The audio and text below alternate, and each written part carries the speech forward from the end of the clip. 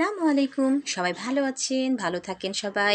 এই যে আমি আপনাদেরকে একটা ঝটপট একটা ভাজা যা ফুলকপি রোস্ট করে দেখাবো। এখানে কর্নফ্লাওয়ার আছে, লবণ আছে, হলুদের গুঁড়ো, মরিচের গুঁড়ো, ধনের গুঁড়ো, জিরের গুঁড়ো আর এখানে চাউলের আটা। এগুলো সব আমি এই যে ফুলকপি কেটে নিয়েছি, এগুলো এর সাথে সুন্দর করে এগুলো আমি একসাথে এগুলো মেখে নেব।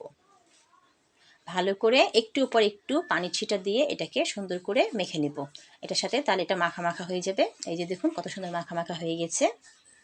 এবার আমি কড়াইয়ে তেল গরম করতে দিয়ে দিয়েছি। এবার এগুলো আমি দিয়ে দিব, এভাবে দিয়ে সুন্দর করে লাল লাল করে এটাকে ভেজে নেব।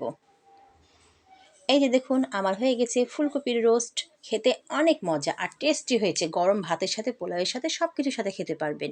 খেয়েই দেখবেন একবার, খেতে অনেক টেস্টি আর মজাদার হয়েছে। সবাই ভালো থাকবেন, সুস্থ থাকবেন। আল্লাহ হাফেজ।